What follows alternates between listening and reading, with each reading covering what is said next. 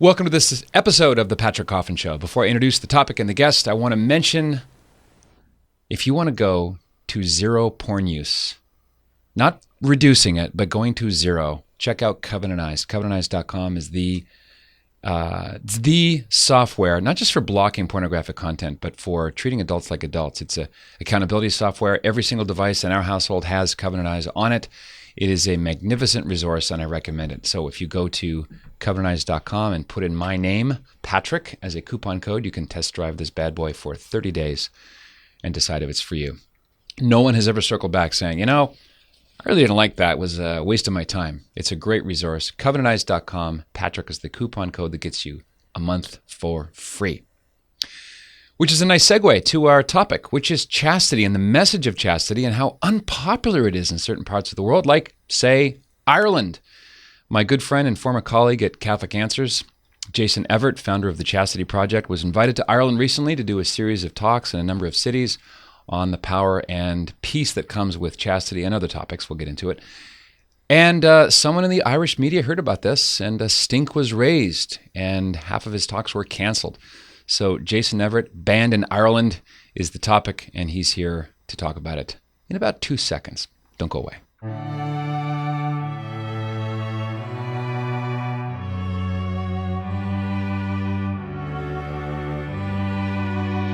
As promised, Jason Evert's the founder of the Chastity Project, the author of a fine passel of books, including Pure Manhood, How to Find Your Soulmate Without Losing Your Soul. Lots of great stuff on John Paul II and theology of the body. Jason Evert, welcome to the show. Thank you for having me on. Good to see you, Patrick. Can you believe this is where we're at, Jason? I mean, you're stateside because you additionally got sick with the flu, which is going around the visible galaxy. But I wish I could say I was really stunned to see that your talks were banned in Ireland. I've heard you present many times. You are the picture. I'm not just blowing smoke here up your no, kilt, that would be Scottish. The fact is, you're very articulate. Your presentations are very balanced. They're very biblical. They're common sense, and they resonate with a lot of young people. So maybe you can. And I want to get into what the Chastity Project is and does. But who invited you, and how did the whole story start? It was actually young people that invited me to come to speak in Ireland. They said the culture right now is toxic in terms of how anaphylactic they are in their reaction towards all things sacred and holy, especially when it comes to sexuality. Mm-hmm. And they said, Matt, your talks, your videos, your books have been so influential for us. We want our peers to be able to hear what we've heard. And so they worked for a whole hard year trying to line up all these different talks and overcoming all these roadblocks. And we had 7 talks that were booked and scheduled. And maybe about a week out before the presentations, people started catching wind that I was coming over, there, and the LGBT communities and people in that camp started coming after the hotel where I was speaking or the university, saying, "Hey, we can't have this guy talk." They got the media involved. They started saying things. I wrote some of the quotes down that, quote, "untold damage could be done if someone like this is allowed unfettered access to a young captive audience," and that it's quote, "putting the safety of the college's LGBTQ plus community at risk, and in my words, could have lasting and damaging effects on the mental health of those students." And so they sounded the alarm. If this guy gets in, I mean, who knows how much damage could be caused? And so the schools got cold feet. Hey, we don't want to be in the middle of this. The hotel backed out. University said, "We're out of here." And everybody so the poor organizers had to start scrambling and finding new venues. And it just comes to the surface basically that, there's nothing so exclusive as modern inclusivity. Mm-hmm. Hyperbole much, guys? Yeah. Did they lift any quotes from you, anything you've said and written that were found to be offensive and dangerous to these snowflakes in Ireland? Well, they did make up some stuff. I did see some words of mine in quotation marks that have never come out of my mouth. Some other things they said were obviously taken out of context, where they would say, he says that homosexuality is disordered. And, in context, what I actually said was that the homosexual act is disordered if we understand God's plan for human love being for babies and for bonding. I said it's a lot like contraception. It's a very similar disorder of God's plan for human sexuality. And so, that's the catechism teaches the same thing, but they said, hey, this guy's going to get on stage and tell teenagers that they're disordered. And they also lifted a bit. I wrote a book called Pure Manhood, and this was what a lot of it revolved around. And in this, I mentioned that, sometimes we don't understand where our attractions come from. And I go through a whole list that if you're experiencing same-sex attractions, sometimes it could have to do with your relationship with your father. Sometimes it could have to do with sexual abuse. Sometimes it could have to do with this. Sometimes it's none of that. Sometimes, it's all the attractions that this person has ever known. So I try to nuance this very gently. And what they came out with is Jason says, if you experience homosexual attractions, you were sexually abused. And Right. no, that's not what I teach, but that's what was all over the headlines. And so they basically presented me as a guy who's going to get up there and tell kids, hey, if you have same-sex attractions, you are disordered and you were sexually abused.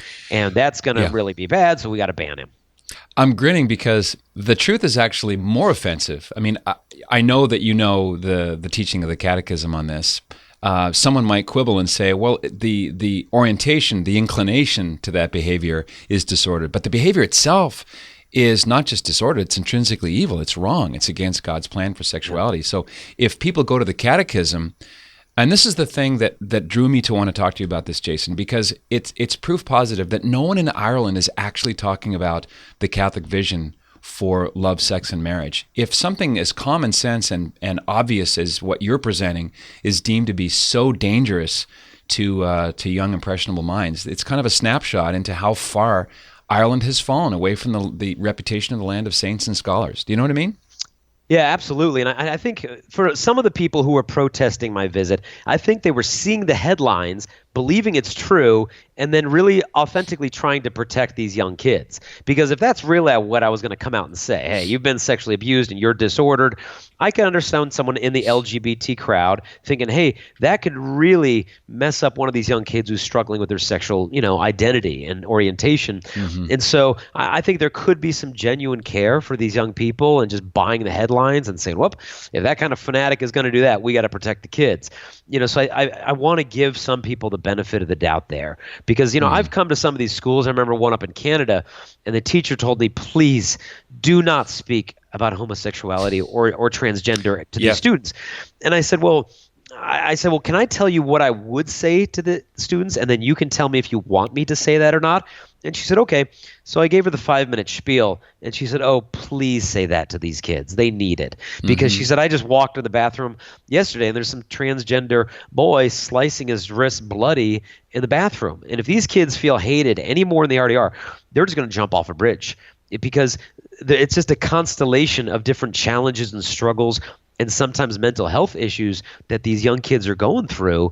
And if they feel alienated and hated, some of them are real close to the end. And so we just need to make sure our approach is pastoral and loving. And as a result, thanks be to God, she let me speak. And then those LGBT kids come up after the talks. They want hugs. They want selfies because they feel understood and loved. The thing to be hated, if anything, is the way people with gender dysphoria are used as political tools, almost like sock puppets for some other agenda. I don't know anyone, Jason, who hates someone who feels confused about their gender. Zero. Yeah.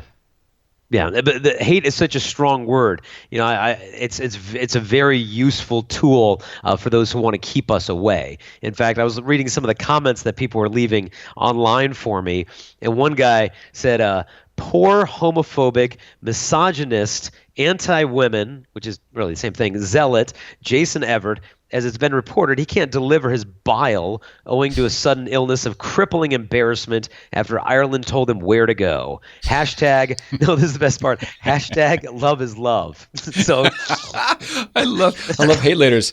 Yeah, every name in the book, in Christ, Bob, or whatever, right? Yeah, God hashtag bless. love is love. I'm sure it is. So. How did you feel about being rebranded from Jason Evert, practicing Catholic, to infamous American preacher? That cracked me up. You're a preacher, or how about this? You're teaching. You're reflecting the teachings of Opus Dei.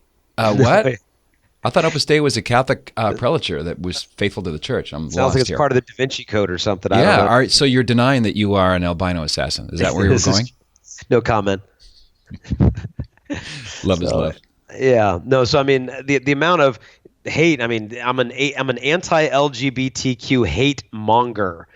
And, to me, when we start calling each other names, it either means we've run out of charity or we've run out of good arguments or we've run out of both. And I think that's what's happened. Like, let's have a civil discourse, and God willing, maybe that's going to work out. Maybe I'm going to, because we're rescheduling the talks, perhaps I can come back and have a debate on the college campus. Great. And we can sit and treat these college kids like adults that don't need to be like sheltered from ideas other than their own. Because to protect college kids, because what I was going to do is give a private retreat to the Catholic students on campus about how to save their marriage before they meet their spouse. It's just a chastity talk for college kids. This is at UCD, University College Dublin? Yeah. Yeah.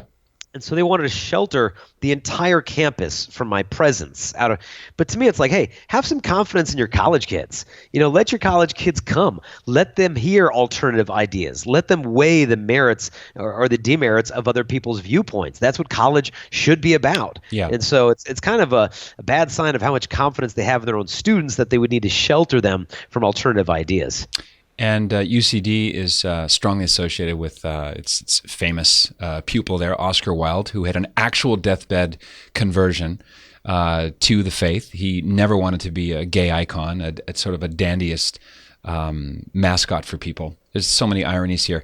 I've taken a particular interest in Ireland. Maybe it's because I'm a Patrick who's from Nova Scotia, but I'm drawn to people around the world who've been banned, who've been deleted, who've been canceled. So I've spoken with Katie Askoff, the former president of UCD, who was I think it was a 63% vote of the student body wanted her canned, wanted her out because she was supporting Irish law with respect to getting abortions in Ireland. And it's the same. I remember what was striking was that the same number of kids on that campus that wanted the president ousted, the same number of Irish voters wanted gay marriage. So we're not talking about a couple of unelected justices here. We're talking about the whole populace in this massive tectonic shift. So Katie, Jem O'Doherty, who's an activist and an who could be against this? An anti-corruption campaigner, the magnificent writer John Waters. These are all respected journalists who've been shunted, and I call them reluctant activists. They didn't start off life wanting to, be rabble-rousers or anything, but the default culture has so sought to cancel people rather than engage them. Isn't this what a university is supposed to be like? Yeah, no, I mean, the whole cancel culture negates the entire concept of a university. That this is not about putting you in a box and exposing you only to the administrator's viewpoints. I remember hearing once that there's a crustacean that apparently lives in the ocean, and what it does is it latches onto something for nourishment, and once it finds that host, it'll eat its own brain as nourishment and stay there for the rest of its life. And they said that's like a tenured university professor, that once it kind of latches on, there's no more new information coming in. And unfortunately, these college kids are not being exposed to any viewpoints outside of their own. And, obviously that's, unfortunate, but God willing, we're going to be able to reach, I think, a lot more people because of this. I mean, we've already seen it. Our web traffic yesterday went up 150% because of the articles that are coming out with links straight to our website. People are watching the YouTube videos. And so we have already reached exponentially more people by tens of thousands than I ever would have reached if they just stayed quiet and let me come to 7 audiences and go home. And so God can work all good things through all this. So are you saying this as your personal Da Vinci Code moment with regarding Opus Dei? Because that was a big boon to the work. Oh, yeah. God willing, the same thing will happen here. We're just going with the flow and working on rescheduling the different talks and finding out a date that's going to work to come back real soon. Do you wish that more Catholic leaders stood up for you, including the Bishop of Waterford, Bishop Cullinan? Because everybody wants to sit this one out and stay on the sidelines because they don't want to be the object of the ritual shellacking that happens thanks to the Irish media. Well, when the media reports started coming out, I touched base with my host and the bishop, and I'm like, okay, what's the game plan here? And they were talking to different experts that they've worked with in the media, and what they've noticed, because they've gone through this stuff in the past, is that if you give the Irish media an inch, they will take a mile, twist it into nothing even close to what you said, and make the church look 10 times as bad. You're not helping your case by giving them an inch. Because they said, over in America, you guys at least have Fox News. You got CNN over here, Fox News over there. There's a little bit of a balance. In Ireland, there's nothing on the right. everything is so far left. And so they said the smartest strategy right now to reach the greatest number of teens is let's lay low. And we got to bide our time, and we're going to find the right moment. But right now, let's fly under the radar and let's get the work done. Let's set up the talks, and because they found that to be counterproductive. And I know the bishop is a good man who's worked hard to make these talks happen. And so I don't think that his approach is necessarily wrong. I think it's more of a strategic approach because of their experience with the media there. Well, I'm happy to play the bad guy and gently disagree, because there will be no magic moment. Martin Luther King Jr. said this constantly. When is the right moment to fight for equality in America and civil rights? I don't know if there's going to be a magic moment in Ireland where the news of your second return will get out and the same thing's going to happen, maybe 10 times worse, because you will have shown to have bested them. And I agree that the mainstream Irish media machine is certainly tilted hard left. There are people, thanks to the digital space, people like Grant Torino, John Waters. There are commentators, Gemma O'Doherty. I'm drawing a blank now. And there's a lot of silent majority supporters of your message, Jason, in Ireland. They just need to be reached. And if the Dublin machine of noise and hate makes noise in your direction against you, well, that's a badge of honor in their eyes. I just would love to see you go back and debate. Maybe that would be something that they would be open to. No, I'm certainly open to it as well, and we've even gotten some requests to be on like a British morning television show on live throughout the United Kingdom, and so hopefully we'll be able to take an opportunity to take these media appearances and be able to reach far more and clarify exactly what I believe and what the church teaches. Live is important, isn't it? They can't slice and dice live. Yeah.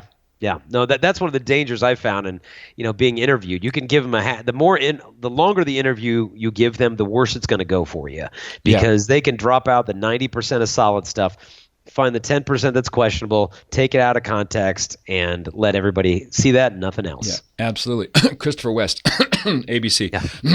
Yeah. I know it well. Yeah.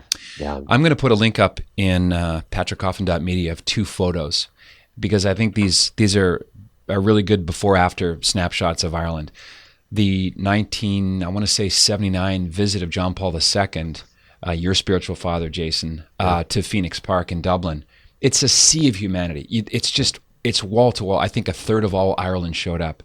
Yeah. And then the World Meeting of Families in Dublin with the Korean Holy Father.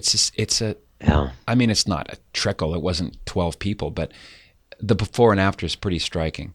Had you been to Ireland before this canceled trip, Jason? No, this will be my first visit, but I remember when I was researching the book on St. John Paul II that I did, I remember a bishop there telling me what it was like to be at that Mass, and where the young people interrupted the Holy Father's homily more than a dozen times with applause. And one of the applauses, I think, lasted like 12 minutes long, where they were chanting, John Paul II, we love you, we love you. And it's just hard to imagine in such a short span of a few decades that type of faith is all but vanished. Let me go above the tarmac here and ask you a broader kind of moral historical question. Do you think that places like Ireland, Malta, Quebec, large portions of the First World Church have fallen so far from Christ and the teachings of the church because we bought into the 60s premise that birth control is the best thing that ever happened since, spray tan for the beach? How much of this is rooted in the rejection of the historic Christian teaching that love and life belong together? I think a lot of it. I kind of look at Ireland and I see it almost as a 20-year-old that's been living at home under their parents' rule with lots of rules and restrictions, and you will do this and you will do that when it comes to the faith, but not a lot of reasons, not a lot of explanations, not a lot of heartfelt conversation and conversion. And now the kid's 20 and he can go out on his own. He's taken off and he is going to sow his wild oats and he is going to throw over his back all the faith of his fathers and everything that was kind of shoved down his throat, and he's going to find his own path. And it's almost like I've heard in the Amish community that they give the young people an opportunity when they turn 18 or 20 to go out for a year and see the world and do their thing. And they take off and they party and they drink and they binge, and then they realize this stinks. Let's go back home.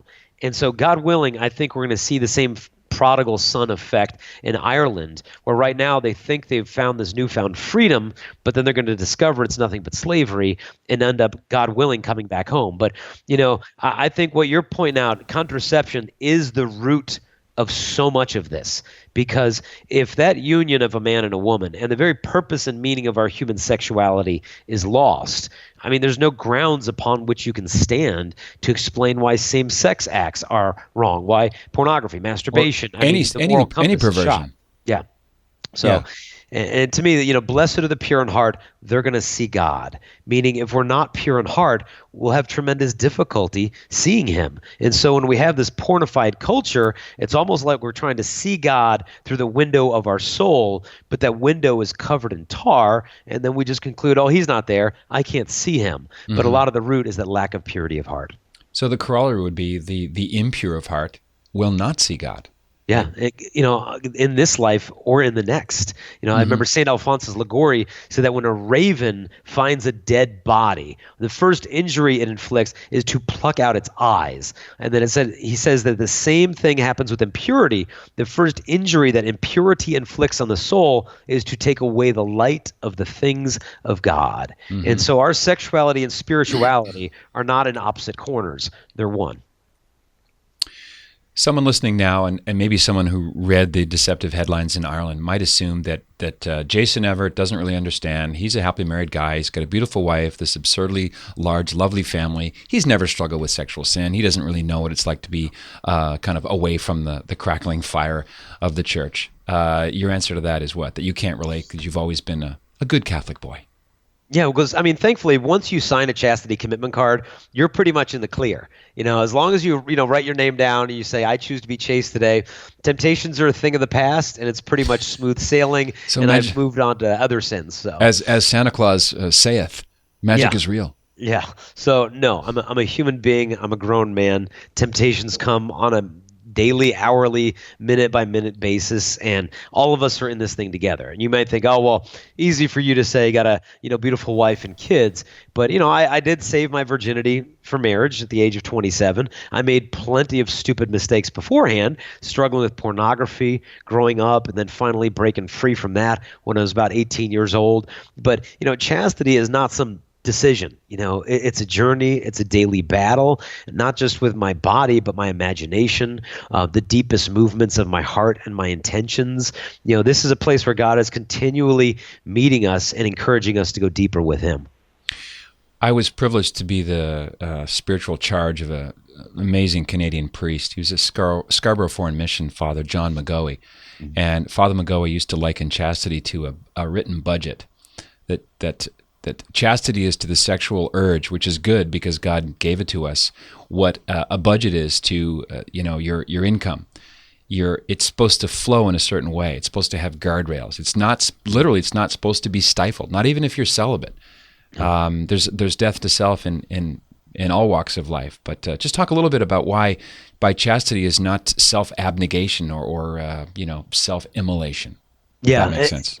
Yeah, the presence of boundaries is not necessarily the total restriction of your freedom. You think of the Grand Canyon. I live here in Arizona. It was not formed by some, isolated, stagnant swamp without boundaries, but rather by like this raging river hemmed in by solid rock, but for eons. And it's the same thing with that masculine sexual energy. When it's hemmed in by the very commandments and the laws of God, it's able to create something beautiful and glorious. And so, each freedom exists for the sake of love, John Paul used to say. It exists to be given away. And if I choose to enter into a loving relationships, I am choosing to surrender certain freedoms. I am choosing to be free, so to speak, to look at porn, to go date other women. I'm giving those up because freedom is not an end in itself.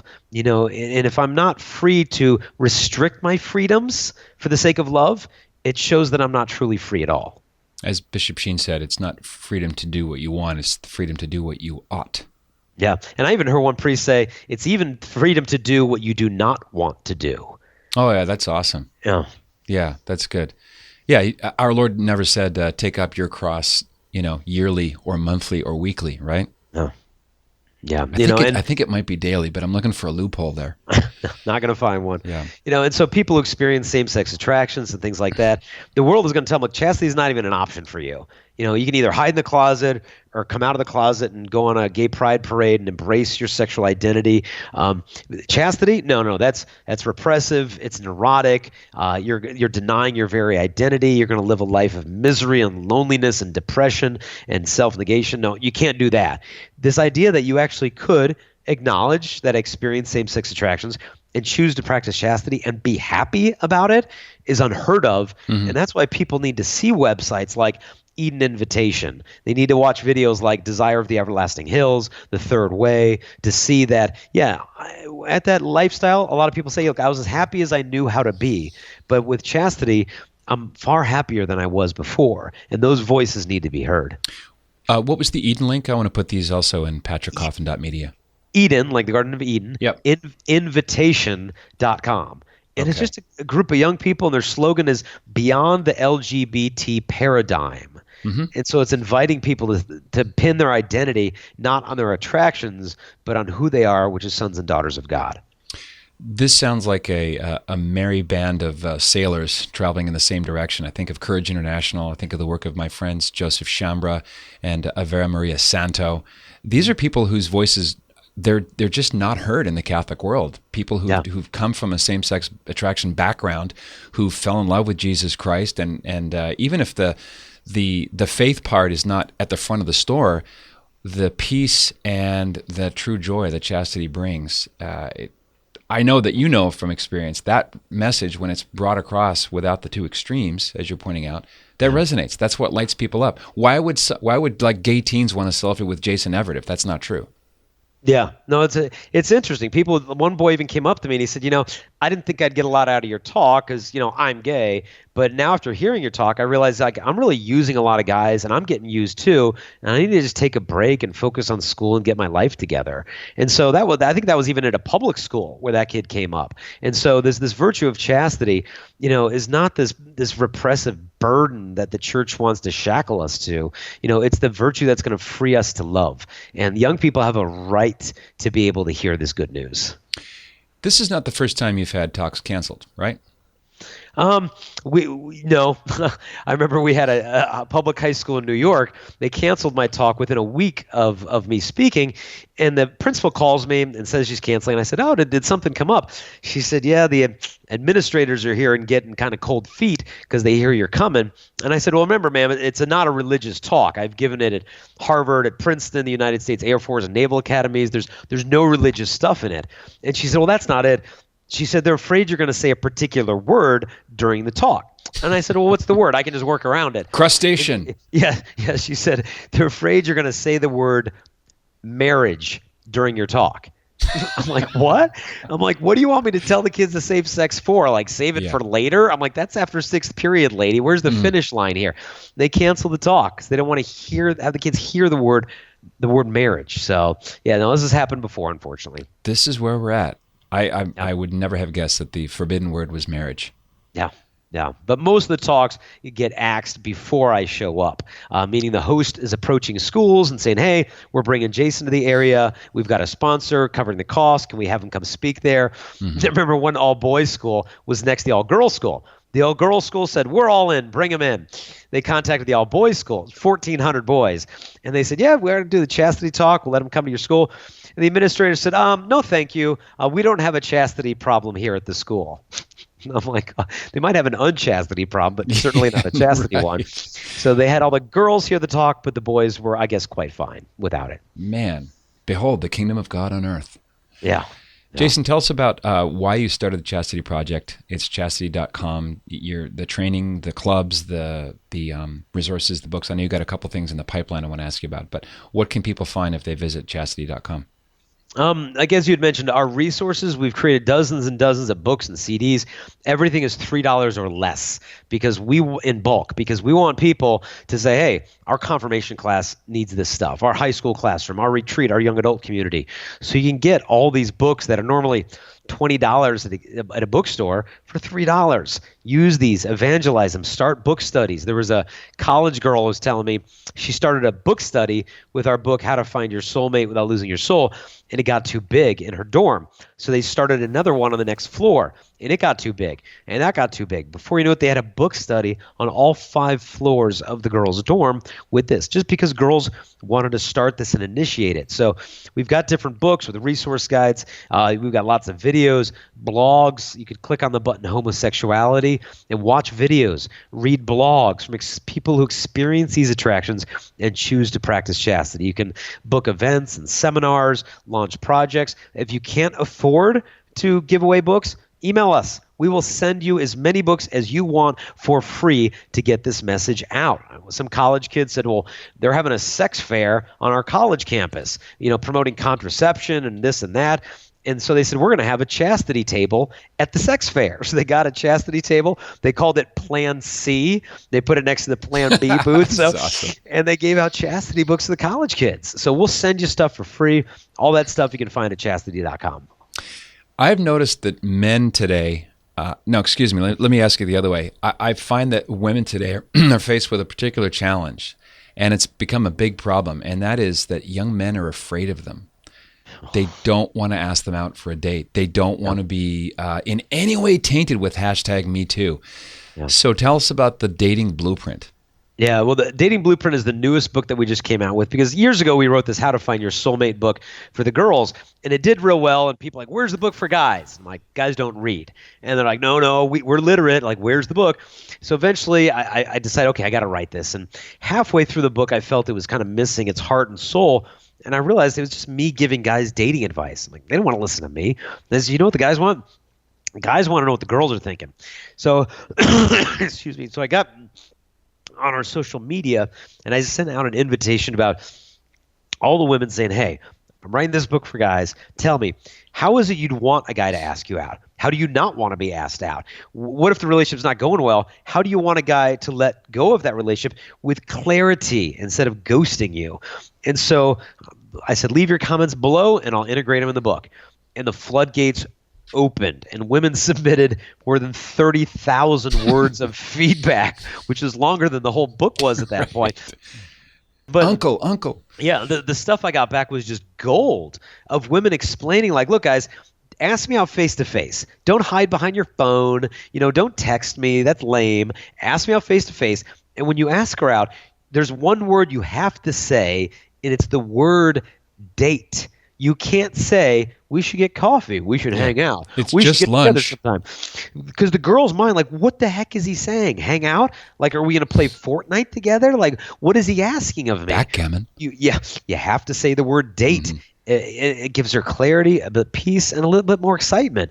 One girl said, ask us out face to face. She said, look, the easier it is to ask her out, the easier it is for the lady to say no. And so think of that. Have the courage to show some honor for her. Ask her out face to face. And so the whole book is just very concrete tips on dating etiquette, on how to ask a woman out, because men just need specifics, and they're not given to us. We're to be a gentleman. That doesn't work. We need specifics. And so the whole book is tapping into this feminine genius, what they really long for in a relationship, and not just how to date them when you're single, but how to continue to date while you're married. So you can raise your knuckle off the ground as you're dragging it. It's not too heavy a book. Yeah. No. We made it nice and short. Mm-hmm. It's only 160 pages, so nice and short. Do you remember meeting John Paul II? I've seen pictures of you. My wife and I got the newlywed blessing in 2000 from him, and it's etched in my mind. I can still hear what he said to me. I can still feel his hands in my hands. I can feel he was kind of declining by 2001. But what did he say to you? One word. I had rehearsed this profound theological speech to John Paul II because I wanted to impress him. And I get there, and now I'm really nervous. My heart's just pounding, and I'm trying to concentrate and trying to not forget the moment for the sake of how surreal and heady it was. And thanks be to God, the Vatican photographers are there snapping away, and they give you their card, and they're really high quality for a low price. And we sat down on the prie-dieu, the little kneeler, and I just launched. I don't remember what I said, but one of the pictures of my wife, she's going like, what? It was some version of the blah, blah, blah, blah. And at the end of it, it was something like, we love you, pray for us, we're praying for you every day, Holy Father. And he looked at me, and I can still see his very piercing blue eyes. The camera doesn't really pick up the eyes of John Paul II. And he just, gave our hands a squeeze in his, and he said, all right. And I thought, that's one of the most masculine voices I've ever heard. So that's my Pope story. All right, what's yours? No, yeah, I went to Rome for 2000, the Jubilee, with our youth group, and my one goal was to get to meet the Holy Father. And I was working with a nun in the Vatican to make it happen. And every day I would check my voicemails to see, okay, is this the day? Did it work out? And I get to my hotel, and there's a message for me, and it says, call Sister So-and-so, and I call her up, and she says, where were you this morning? I'm like, what? And she said, yes, we had one spot in the Pope's private chapel for you for Mass, and I called your hotel, and they said they didn't know who you were. Welcome to Italy. I'm sorry. So I wanted to burn the hotel to the ground, but I didn't. And I said, Sister, is there any chance something might open up? And she says, I don't know. That was very rare that we'd get one spot to open up, but just pray. And so the Jubilee, World Youth Day was over, and it was time for my youth group to go home.